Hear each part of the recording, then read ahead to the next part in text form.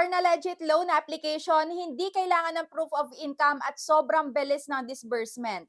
Same day nga na nag-apply ako is approve agad. Yung iba dito na overdue na ako pero still nagpapautang pa din.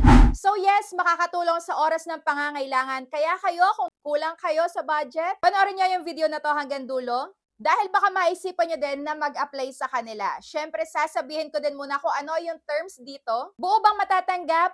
Ano yung positive and negative feedback ko? Dahil gamit na gamit ko nga din yung apat na to. So ayun na, simulan na natin. So hi guys, welcome back again to my YouTube channel. At kung bago ka pa lang dito, huwag mo kalimutan mag-subscribe at pindutin mo na din yung notification bell para lagi kang maging updated sa mga next uploads ko. At kung may request kayo na gustong ipa-review, comment down below kung ano man yung loan application na yan. Short disclaimer, nasa sa inyo pa din yung 100% decision kung alin dito yung a-applyan nyo at nakabase pa din sa requirements and profile nyo yung approval ng a-applyan nyo. Basta basahin yung loan terms and agreements bago kayo mag-go. So, unahin na nga natin dito ang walang iba kundi ang Kasya Law or Kasyalo. Yes, any time of the day ay nag-a-approve nga sila. Na-try ko na to ng umaga, ng tanghali, ng hapon at even gabi na din.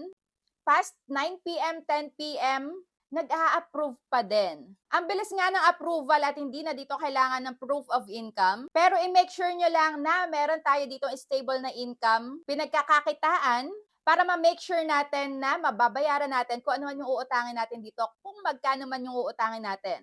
Yung maximum na ipinapautang dito ay 13,000 pesos and ako nga ayan, na-reach ko na din yung 13,000 pesos. Ang liit lang din ng tubo dito, depende doon sa may loan terms na pipiliin mo. Mas maigse yung loan terms na pipiliin mo, syempre mas maliit yung tubo. Pero pagka longer terms, mas malaki yung magiging tubo. Pwede ka dito magbayad ng 15 days or 29 days. And yung pinakamahaba ay 45 days.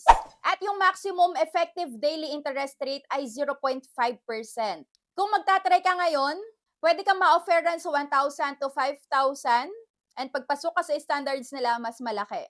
Mix din ang reviews dito, merong good and meron ding negative. At pagka malapit na yung bayaran dito, may tatawag sa'yo pero kaunti lang, wala din ditong sobrang daming text.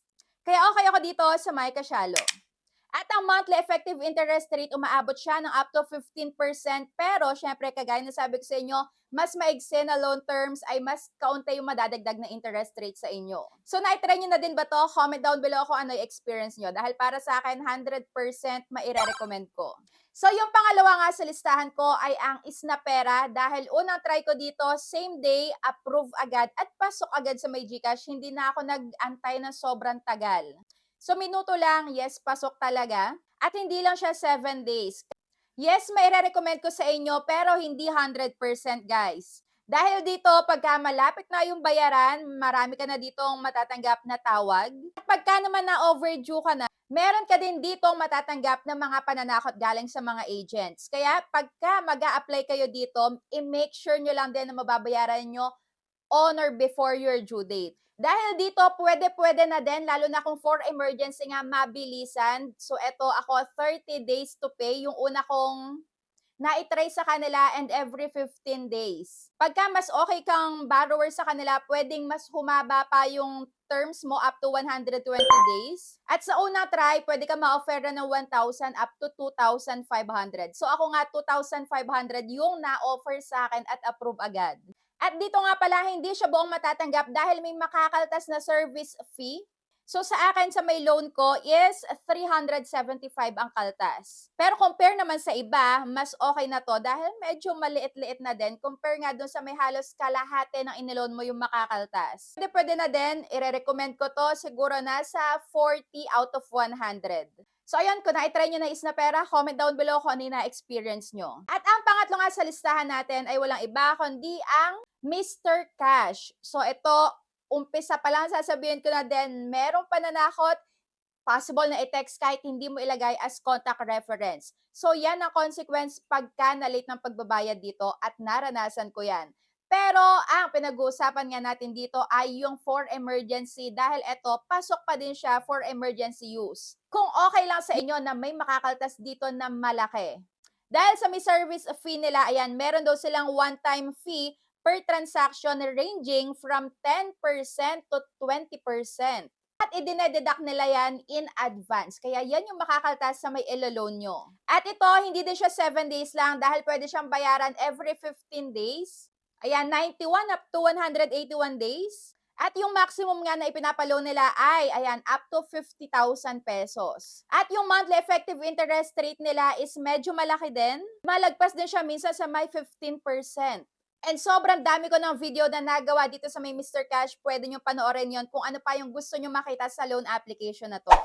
So pagka malapit na yung due date nyo, ayan, asahan nyo na maraming text and calls galing sa iba't ibang numbers. So kung kaya nyo bayaran ng mas maaga dito sa may due date nyo, pwede kayo sa Mr. Cash. Pero kung hindi, huwag nyo na lang ipagpatuloy yung paglo-loan. At last but not the least na hindi na kailangan ng proof of income at gamit na gamit ko din, ito ay ang Tala. So ito yung pang last natin na sobrang legit and okay na okay talaga. So dito pwede mong bayaran ng 15 days up to 61 days. Ayan, napaka-flexible. Kayo yung mamimili kung kailan kayo magbabayad. So hindi sila yung nagdidikta na ganito ka lang magbayad. So hindi. Nasa sa inyo. At syempre, mas maigsi yung loan term na pipiliin mo. For example, 15 days lang. Sobrang liit lang na madadagdag. Dahil ang daily service fee nila dito ay nagre-range sa 0.30% to 0.43%.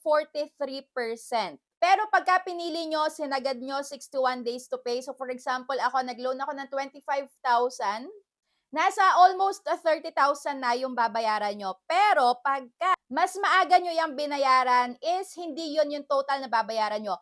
Kung ano lang yung inabot ng daily service fee nyo, yun lang yung madadagdag sa ilolo nyo. Kaya, mas kakaunti yan. Kokonti lang yung babayaran nyo. Kaya mas liliit yung babayaran nyo. Mas maaga yung bayaran in advance, mas maliit talaga. Kaya okay to pagka in advance nyo yung pagbabayad. And dito naman, buo ko siyang natatanggap pagka yung pinili ko ay sa Maya i-disburse. Pero pagka sa iba naman, may makakaltas na 5 pesos, na 25 pesos. At yung interest rate naman na to, umaabot din minsan sa may 15%.